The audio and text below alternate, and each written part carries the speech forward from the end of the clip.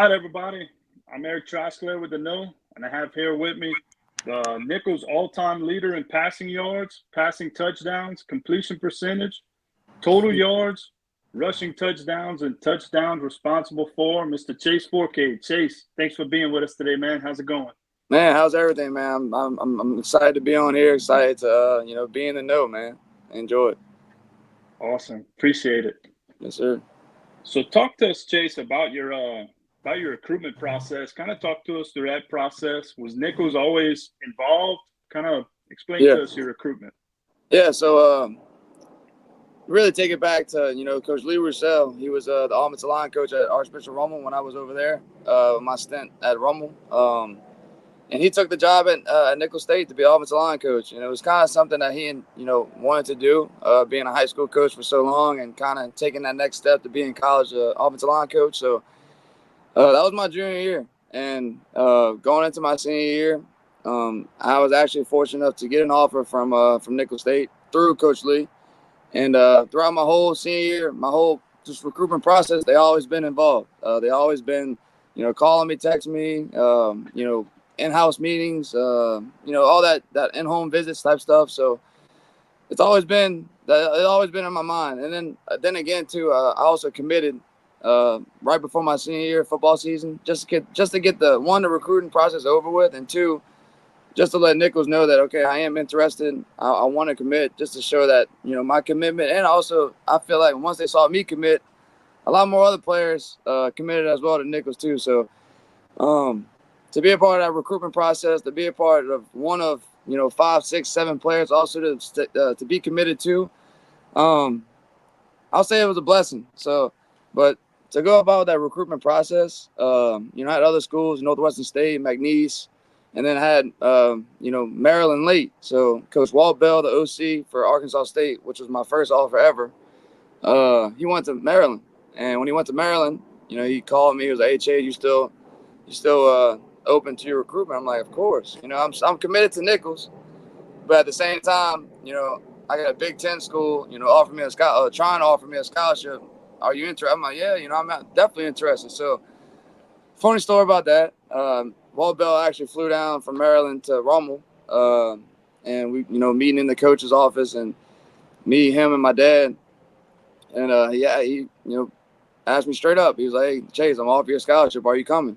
And I'm committed to Nicholls, right? And I'm loyal to my commitment, right? And I've been committed to them for about 7, 8 months. So hearing that question, it's like, I'm gonna have to come visit. I'm gonna have to come out there and come check it out and go to College Park and do that whole 9 yards. So I did that. Actually, me and Lindsey Scott actually took that visit up there together. And it's a crazy world, man. Small world, but we went up there. Great visit. I was out there for about 3 or 4 days, and I just stayed with my commitment to Nicholls. I think once I called Coach Lee that Monday or Tuesday night, right before signing day, I called him, and I can hear that they were screaming through the phone. Me just saying, "Yeah, look, I'm committed to you guys. I'm gonna sign a paper tomorrow morning that says Nicholls State at the top." So that was my recruitment process, man. I think that was something that was the decision that Chase made, that I made, that I thought was the best decision for me. Also for my family as well, because I got a brother that's he's in a wheelchair that has cerebral palsy, and for him to drive an hour away to come see me practice, play, or do whatever, go out to eat, do whatever, I think that was the most important decision I ever made. Obviously for me, but also for my family. And again, man, it worked out for the best too. So I was fortunate enough to go through that process and make the best decision possible for me. So I enjoyed it. That's awesome, man. Awesome. Yeah. So talk to us about your time at Nicholls and being there in such a pivotal time in program history. When Coach Rebo took over and you guys went to the playoffs in 3 straight seasons. So talk to us about your time at Nicholls. Erik, to say that me coming in my freshman year, I would say, yeah, we're gonna go to 3 playoff appearances, 2 conference championships, all this stuff, the turnaround. I would say, yeah, we're gonna try to get there, but to be definite, I'm not too sure yet, because we were young. For a lot of freshmen, a lot of sophomores. Coach Rebo's second year, when I was there, they went 3-8. So, but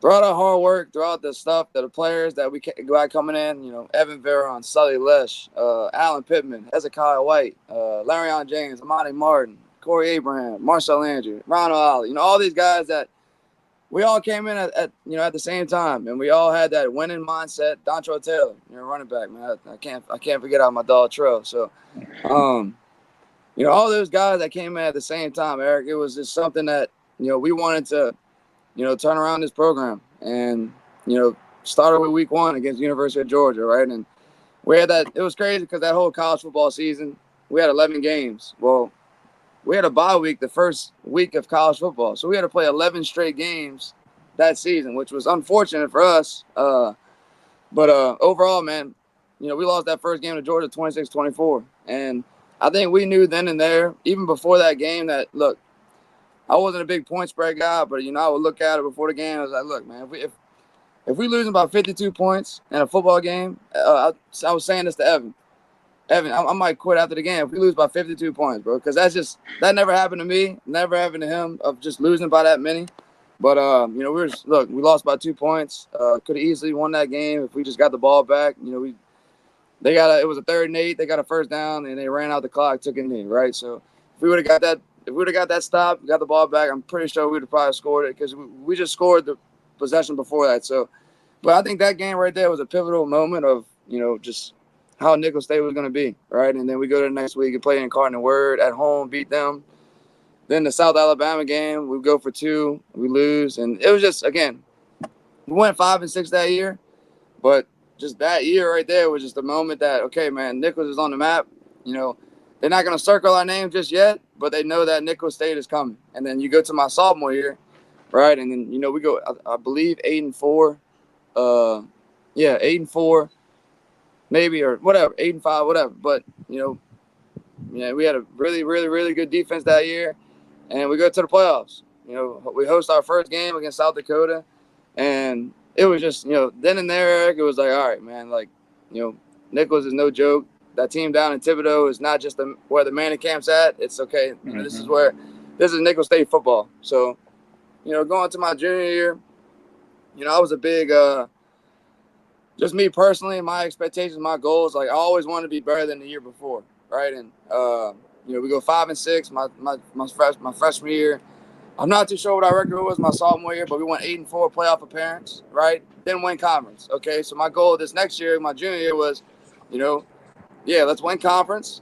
Let's go to playoff appearance, and let's win a playoff game, right? And then we go to that year, play Kansas week 1. We drive. We fly to Kansas. We beat Kansas in the last play. We ran Tarzan Q, little pin and pull to the right, with the quarterback, and we scored a touchdown, right? So it was, again, that was another moment of that year. Okay, man, Nicholls is, it's circled over there. It's circled on that map. Then we played Tulane, lose Tulane. So it was kind of, again, going to conference. We win conference. We win conference. We get that first conference championship since 2005 at Nicholls. So that was something that was unique to us. And then we host a playoff game against San Diego. Well, the year before that, we lost to South Dakota. So this one was like, okay, we need to win this game, right? And I thought we had a really, really dominant game on both sides of the ball. And then, we go to Eastern Washington, and, we had a chance there too. I think we lost it kind of in the second half. But again, that was Nicholls State, from 3 years ago of not just being anything to now, conference champs, winning a playoff game, hosting a playoff game, and then, coming up short to a team that went to the national championship that should have won it as well. So that was my junior year. And then coming to my senior year, again, I always wanted to be better than the year before. We do the same thing. We win conference, win the first playoff game. Again, we go to North Dakota State, and, it was just unfortunate, for us to not win that game. But, again, man, it just goes to show just, one, how quick 4 years can be, and two, just, how successful a program can be in just a short period of time. And it just, again, it takes great coaching, great players, doing the right things day in and day out, working hard at your craft and not thinking that extra work is punished work, and understand that the extra work is what gets you to, you get to wear rings and, just win football games. So that was all that was what I was about. I was about that. I was like that in in high school at Rummel. All about winning. I lost 6 games in high school. I lose 6 games my first year at Rummel. I mean at Nicholls, right? So it's it was again, it just made me want to work a little bit harder. Our expectations were a little bit higher, and that's why those 4 years were, 1, great, and 2, just a blessing for me. Gotcha. Yeah, man. I remember those 2 games that you mentioned. I remember the Georgia game, and I definitely remember that Eastern Washington game. They were Eastern Washington was rolling at that time, Yeah, they were. like you talked about. Yeah, they were, man. It was a great team. We had them on the ropes, up 14-3. About to kick a field goal, and they end up blocking it for a touchdown, and we're still up 14-10. We're going to halftime with that momentum. They kind of turned the tables, but again, it was playing on a red field, cold. But at the end of the day, we had a lot of chances to win that football game. So again, it was just another lesson that we learned, and we had to transfer it over to the next year. So it kind of. But again, man, Spokane, Washington, probably never go back there again. But again, it was nice little city, nice little town. But definitely should have walked away with that W right there. Gotcha. So let's talk about your time after Nicholls, your professional career, starting with your time with the Columbus Lions to today. Yeah. So again, coming out of my 2019 football season. COVID happens, right? Of all the years, all the college football players, everybody that's trying to go from college to pro, they had a pro day, or they had visits or interviews or whatever to get them to where they need to be in their professional career.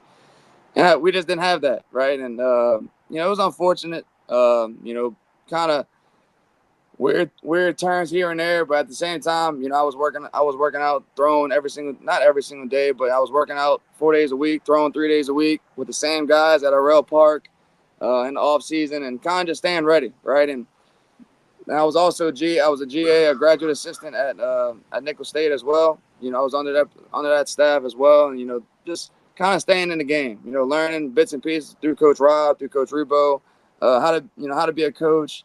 How to run a program, how to, make the practice plans, the script, tag, film, all the stuff that I love to do. And I eventually I will be doing after I play football, with being a coach.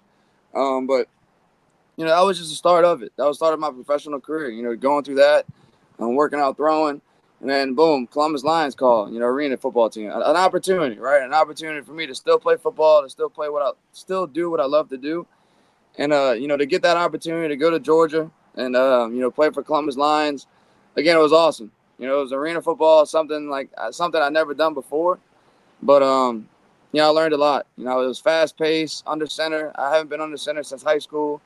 But really, really, really good team. We went to the championship, lost in the championship to Albany, but I just learned a lot.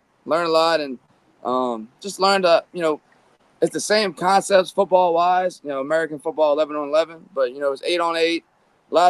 A little different rules here and there, but you still got your concept, smash concept, sail concept, a lot of high-low reads that you get in 11-on-11. It's just you got to get the ball out, right? And it's one read, get the ball out.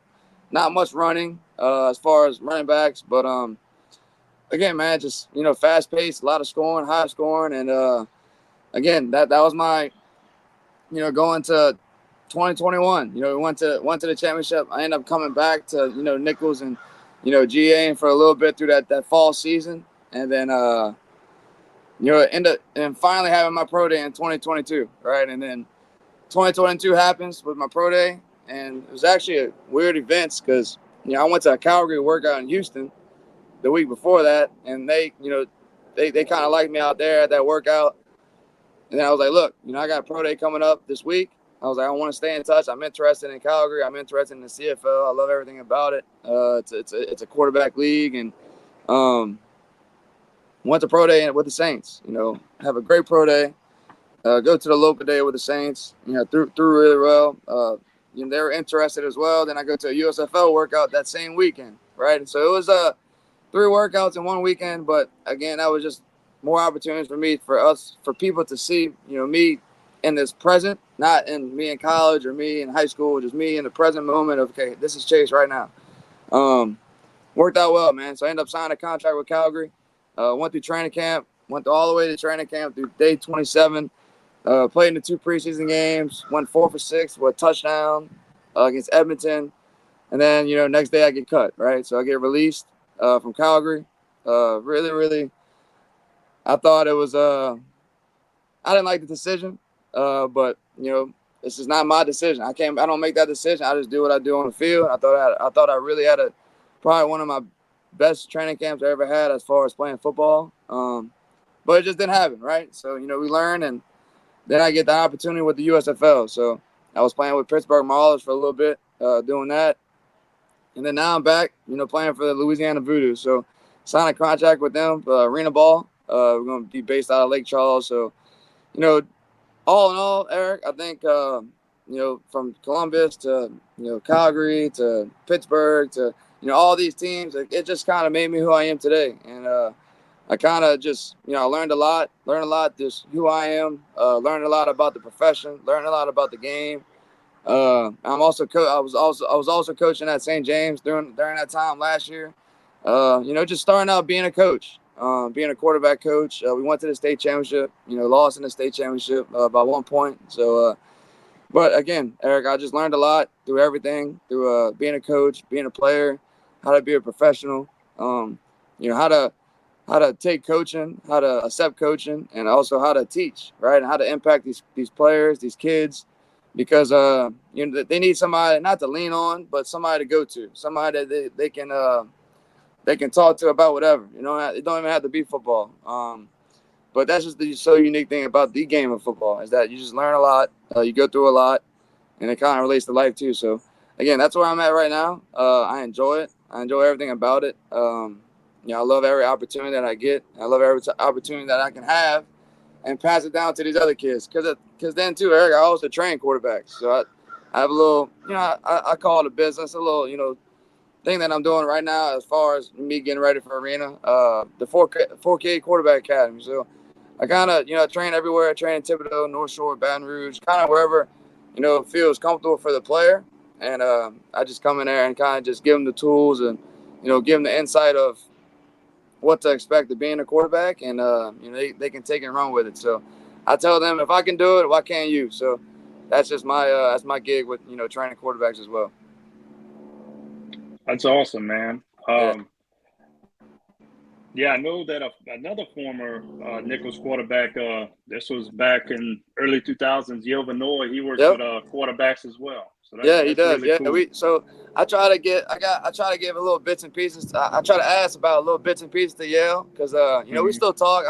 He'll try to come to a game or two, during the season, and we'll chop it up too as well. And that's another Southern champion. So that's a conference champ. And again, what he's doing in San Antonio is unbelievable. I see it on Instagram, I see it on social media. It's just again, man, he's just passing down, trying to make an impact on these young players that are trying to leave a legacy for themselves and just have those right guys around surrounding them to make them a better player, person, etc. So I enjoy it. I think he enjoys it as well. I think he's really passionate about what he does as well. So I'm happy for him, man. I'm excited. Awesome. Good deal. So if you don't mind, let's talk about the Louisiana VooDoo a little bit more. What's it like being part of a newer team like that? It's I think it's the good thing about it is it's new. But the also thing about it is that we're going in there. We got a game April 27th, season opener at AFL. They're trying to bring back the AFL. They want this to be kind of how it was back in the day with the New Orleans VooDoo. But the unique thing about it is that we got a lot of young players, a lot of young guys that are just trying again, still make a name for themselves, still trying to have that opportunity, still trying to go get it. But at the end of the day, Erik, it's all about winning. I think what we need to do as an organization, as a program, or however you call it, is, we need to find ways how to win. We really need to work hard. And this training camp's coming up, and it's going to be a short training camp for us to get ready for the season. And we just got to have our head down and grind. And however long the days are, however long the hours are, as far as practice or film or meetings, we just got to find time and do it. The good thing about it is it's in the home state, right? It's in Lake Charles.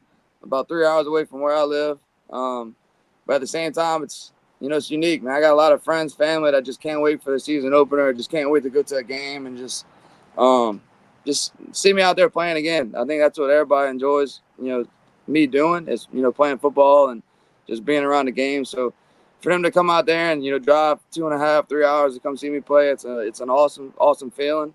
But for us to, again, for have that opportunity, the AFL to come back and just give opportunity for more players like me to still do what we love to do, it's awesome. We got a great coach with Coach Shivers and, the other coaches, Coach Hemp, Coach Diaz, all these guys that, trying to make it the best opportunity for us and, make it, again, the best environment for us to be in, for us to be successful. So I think we're all ready. I think we're all been working hard in the off season and trying to get to where we need to get to. And April 27th is coming up sooner rather than later. So I think we're excited. I can't wait for it. I know the guys can't wait for it. So we're just going to continue to work hard and get ready for training camp. Gotcha. So you kind of talked a little bit about the Fourcade Quarterback Academy. Kind of talk a little bit more about it. How could people, are you still accepting new clients? Yeah. Kind of tell us how people can get signed up with that. So, I'm not saying new to the social media, but, just that content and kind of getting my videos out there for them to see it. I think that's something I need to start doing, but just being more consistent at it. For them to reach out. I accept new guys all the time. If you're from South Lafourche, I'll drive to South Lafourche, find a field of 30 yards, and we'll throw it right there. We might be throwing on somebody's backyard, but at the end of the day, we're getting some work in. So that's the good thing about what I do is, I like to drive. I like to travel. I like to just to do anything to make the kid, just feel wanted, to feel that, okay, man, look, you can call me coach, trainer, Coach Fourcade, Coach Chase Fourcade. I don't care what you call me. At the end of the day, I'm here for you. I'm here to get you better. I'm here to simplify this game of football in the most detailed oriented as possible. I'm not a big trainer that say, okay, Erik, we're going to do 3 sets of 5 throws on this drill, 3 sets of 5 on this drill. No. If you're struggling with this drill, we're going to work on this drill until I'm not necessarily saying that you're going to get it, but for you to understand that drill. Okay, then we can move on and kind of translate from this drill to this drill. And, hour 15 of just us, grinding and us, making throws that you'll make in the game. And to reiterate back to Coach Rebo, he used to have this sign that would say, practice execution equals game reality. So you hear me say that all the time. I want you to practice how you play. If you're going to walk through this drill, how you expect to just go in the game and just go full speed and, be consistent with those mechanics? It just don't work. It don't work out like that. So, and then, I was a big throwing after practice, Erik. I would throw after every single practice in college. You can ask anybody. You can ask Coach Russ, anybody. Chase was throwing after practice. Not necessarily saying, hey, Coach Rebo, look, man, Chase is throwing after practice, man. Hey, great job. No, it wasn't that. It was, hey, Dejan, look, the 7-step post that we ran in practice, I threw it a little bit behind you. Let's work on that after practice. And, I'll say 3 routes, and those 3 routes will end up being 6 to 8 routes. We're out there for, 10, 15 minutes. But, again, that was just me doing that extra work of me understanding, okay, this is what we need to do in order for us to be successful on Saturdays. Okay? Blake, you're a 12-year-old kid, 7th grade, wherever at whatever school you go to, yes, I'm not saying you need to be great tomorrow, but look, these are the bits and pieces for you to be great or for you to be consistent in your mechanics. So this is what we're going to work on. And, I feel like nowadays you just got a lot of parents or really just anybody looking for that instant, that instant satisfaction, that instant, that feel-good feeling, Mm-hmm. Yes, Erik, my first pass in college was a pick at Georgia. I tried throwing a back shoulder to JP just because I thought that was the one that was probably the only play I didn't know during that time. And 2, I just felt comfortable throwing to JP because I threw it to him in college. Well, I come back and I throw 2 touchdowns. So what I'm trying to say is that it happens. That those picks happens, those incompletions happen, those passes that you should have completed that you didn't complete happens. But it's just how you respond to that, right? And being, fortunate enough to have, great family like my dad and my brother and my mom, and then also my uncle that played for the Saints, and just having that, that insight, that info that I can get day in and day out. For example, my uncle. Now I forgot what game it was. It was probably maybe 2018 Stephen F. Austin or 2018 Incarnate Word. Like I had 5 total touchdowns, Eric, and I probably went 21 of 25, something like that. After the game, I talked to my family and stuff, and I go with 21 for 25, 5 touchdowns. And my uncle's like, yeah, man, Chase, I thought on this one pass you could have probably, put your shoulder up a little bit to throw that ball a little bit higher. And I'm just like, Uncle John, like, I'm not trying to hear that right now, right? I'm just, we just won, beat, had a great game, beat this, crap out this team, but that was just it. We was just never satisfied. I'm never satisfied with my work. I'm always trying to find ways to get better, and that's what I try to pass down to these kids. Right? For instance, I got this young guy Ray from Dutchtown. We train at Dutchtown. He's probably a 6th or 7th grader, but I train with him once a week. But every single week, this guy is just getting better, better, and better.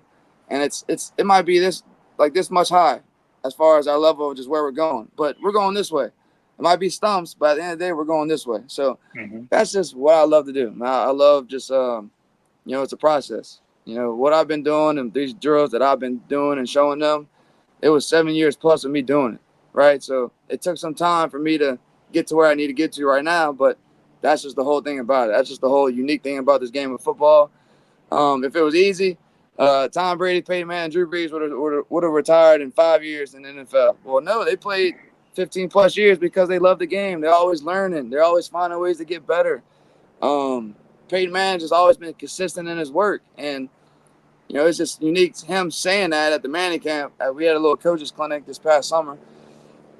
And Peyton Manning showed us drills from 1994 with the Tennessee Volunteers. Okay, we're talking about Peyton Manning here. We're not talking about any local quarterback. This is Peyton Manning, right? 5-time NFL MVP, Hall of Famer, etc. This guy has been doing the same drills from 1994 all the way to 2014 with the Denver Broncos. These same exact drills with the same equipment manager. So if somebody tells me, "Hey Chase, man, like, why you keep doing these drills?" Well, yeah, these drills are, one, it relates to the game, and 2, these drills are consistently trying to make our mechanics where it needs to get to. I'm not worried about the ball, the spiral, whatever. Because if that's the case, Peyton Manning is terrible because he just never threw a spiral. But for some reason, that ball is over the shoulder, right on the money every single time because he's consistent in his work. So, again, that's the whole thing about the Fourcade Quarterback Academy. I think, it's growing. I wasn't looking for something to make it, something, hey, we're going to do this for 3-4 months. No, I want to continue to do this. I know I'm playing football coming up, but anything that I can, watch film with the guys during the season or, break down some film to make it just easier for these guys to go out and do what they do on a daily basis on a Friday night. That's what I'm here for. That's what I'm all about. I think that's what I enjoy doing, and I'm going to continue to do it for as long as possible. Awesome. So, if you don't mind, plug your social media handles. Tell people where they can find you at. Okay. It's pretty simple. Twitter is, Chase Fourcade. Instagram's also Chase Fourcade, and then my Instagram handle for Fourcade Quarterback Academy, I believe, is Fourcade_Quarterback Academy. So it's not hard to find. Pretty easy, pretty self-explanatory. But and also Facebook as well. So if you guys want to reach out, it could be a young guy, 8 years old, or a senior in high school that's just trying to find ways to just better themselves from the year before that. I'm here for it. If you don't know what cover 3 is, I'm here for it. If you don't know what cover 4 is, I'm here for it. Just kind of anything that just make the game simpler for these guys. That's what I'm here for. Because at the end of the day, I had an OC, Coach Rob. He made it simpler for me, Coach Rob. He simplified this game so I can just go out there on a Friday night or a Saturday, evening and just play my game, right? And that's what it's all about. That's what teachers are there for, just to make it easier for you in school, sports, whatever. So yeah, that's why Eric, that's why I do what I do. That's why I love doing what I'm doing. I'm passionate about it, I'm sure you can tell. But again, it's something that I feel like God's called me to do, and I'm here for it. I'm answering the call, and try to find a way to get better and better and better and better and better each day. So, all right, Chase, man, thanks for being with us today. We'll definitely be rooting for you. We'll certainly be watching. It seems like you're passionate about coaching, man. I think you're definitely shining that, and you'll shine this season. Definitely yes, looking sir. forward to watching you, man. Thanks for being with us. So we appreciate it. Always, man. I appreciate you guys having me on there. Erik, continue to do what you love to do. And again, I'm excited about what y'all guys got, and I'm definitely going to be in the know now. So I'm gonna stay updated on you guys, and hopefully vice versa. And again, man, if you guys whenever want to come out to a game, I got y'all. So again, just let me know. I'll shoot y'all any tickets y'all need or whatever. Just let me know. But again, man, thank y'all. Thank you guys. Again, I love talking about the game. Love talking about Nicholls football because again, I loved it. I loved everything about it. Loved every second about Nicholls football, Coach Repo, everybody. So again, Erik, thanks for having me on there. And again, I'm sure we'll talk soon. And again, I'm for real. If y'all want to come out there to Lake Charles, just let me know, and we'll get everything situated. So again, man, thank y'all. Sounds good. Thanks, Chase.